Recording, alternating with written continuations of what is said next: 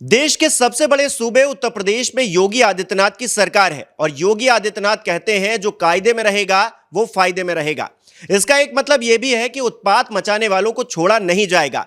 योगी की यह चेतावनी उत्तर प्रदेश के मौजूदा हालातों में बखूबी दिखाई भी देती है।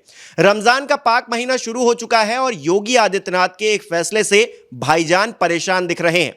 योगी आदित्यनाथ के उस फैसले पर आए उससे पहले संभल की एक तस्वीर आपको दिखाता हूं, जिसे देखकर आप भी कहेंगे वाह जी वाह, ऐसा कैसे हो सकता है।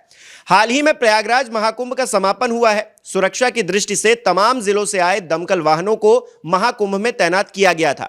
संभल से पहुंची दमकल की गाड़ी को भी इसी व्यवस्था में लगाया गया था। लगभग 2 महीने बाद जब दमकल की गाड़ी रविवार को संभल पहुंचती है तो उसमें गंगा जल होता है। खास बात यह है कि इस दमकल का स्वागत मुस्लिम समुदाय के लोग भी पुष्प वर्षा कर करते हैं। बाद में गंगा जल को नगर के 2 तीर्थों में स्थित कुंड में प्रवाहित कर दिया जाता है, लेकिन उससे पहले दमकल का विधि विधान से पूजन भी होता है, जिसमें मुस्लिम समुदाय के लोग भी शामिल थे। यह तस्वीर क्या दिखाती है? इस खबर को बताने का मकसद सिर्फ इतना है कि आप यह जान सकें कि लोग सनातन और उससे जुड़ी चीजों को लेकर योगी आदित्यनाथ के राज में कितना बड़ा बदलाव महसूस कर रहे हैं। नहीं तो अखिलेश यादव सरीखे नेता जो महाकुंभ को लेकर शुरुआत से ही कमियां गिनाने में लगे थे, क्या कभी संगम जाकर डुबकी लगाते, आपको लगता है? खैर, सियासत उस गिरगिट की तरह है जो कभी भी रंग बदल लेती है। पर आपको यह जरूर पता होना चाहिए कि योगी राज में रमजान पर आखिर हो क्या रहा है। सीएम योगी आदित्यनाथ के आदेश पर यूपी में सभी धार्मिक स्थलों से लाउड स्पीकर्स को गायब कर दिया गया है। अगर कहीं भी लाउड स्पीकर का इस्तेमाल हुआ तो कार्रवाई के आदेश खुले तौर पर लखनऊ से दिए जा चुके हैं। ऐसे में संभल, बरेली, मुरादाबाद समेत तमाम जगहों पर रमजान की अजान बिना लाउड स्पीकर के ही हो रही है। संभल के मुसलमान योगी सरकार के इस फैसले से इतना परेशान हैं कि दिन में सिर्फ 2 मिनट के लिए लाउड स्पीकर बजाने की मांग को लेकर गिड़गिड़ा रहे हैं। एआईएमआईएम की तरफ से तो डीएम को बाकायदा एक पत्र भी लिख दिया गया है। वहीं एक मस्जिद के मौलवी ने दावा किया है कि लाउड स्पीकर की अनुमति नहीं मिली तो रमजान में जो शहरी होती है उसके लिए ताशा बजाकर लोगों को अलर्ट किया जाएगा। पर संभल एसपी ने भी साफ कर दिया है कि मुस्लिम समुदाय के लोग शासन के निर्देश दिए गए हैं उनका पालन करें और रमजान में शहरी या फिर इफ्तार उसी हिसाब से करें, नहीं तो एक्शन लिया जाएगा।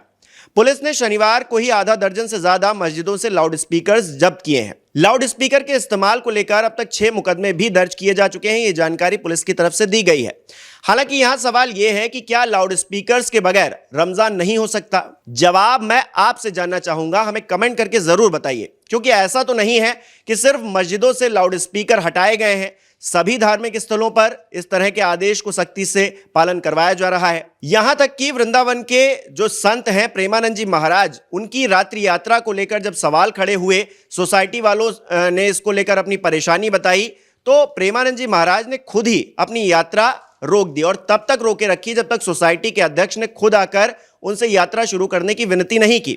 ऐसे में अगर किसी चीज से परेशानी हो रही है तो मुस्लिम समुदाय को भी अपना दिल बड़ा रखते हुए आगे आना चाहिए और कदम से कदम मिलाकर आगे चलना चाहिए। दूसरी तरफ यूपी में अल्पसंख्यक कल्याण राज्य मंत्री दानिश आजाद अंसारी ने रमजान पर राज्य में शांति और सौहार्द बनाए रखने के लिए डीजीपी को एक पत्र लिखा है और सुरक्षा व्यवस्था की मांग की है।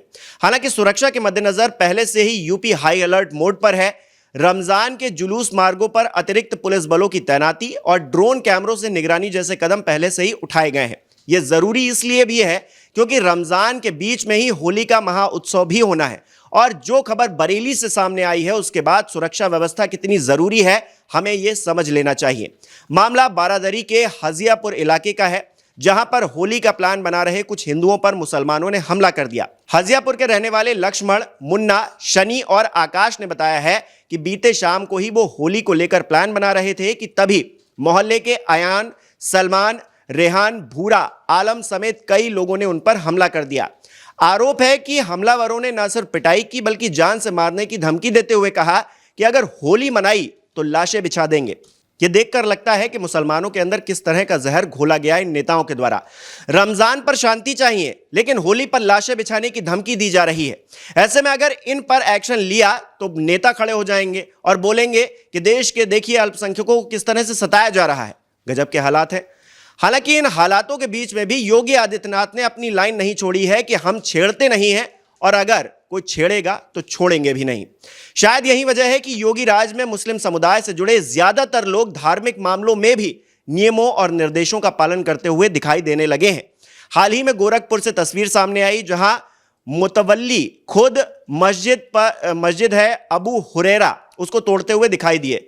मामले से जुड़ा वीडियो भी सामने आया। प्रशासन का कहना है कि इस मस्जिद का निर्माण नगर निगम की जमीन पर किया गया है और तो और इस मस्जिद का नक्शा तक पास नहीं करवाया गया।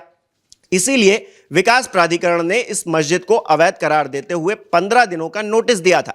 नोटिस में यह लिखा गया था कि अगर खुद से मस्जिद को ध्वस्त करने की कार्रवाई नहीं की गई तो फिर प्रशासन ये कार्रवाई करेगा और उसका खर्च भी वसूला जाएगा।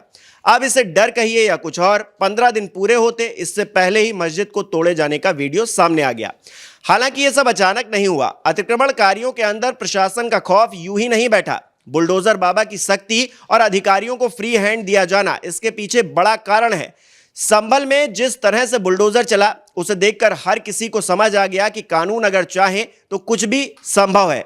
हाल ही में कुशीनगर की मदनी मस्जिद को भी रातों रात गिरा दिया गया। हालांकि यह मामला कोर्ट में भी पहुंचा हुआ है, पर सरकार को भी पता है कि कोर्ट का सहारा लेकर कैसे मामलों को दशकों तक टाला जाता है, लटकाया जाता है। ऐसे में त्वरित कार्रवाई का प्रावधान योगी सरकार ने लागू कर रखा है।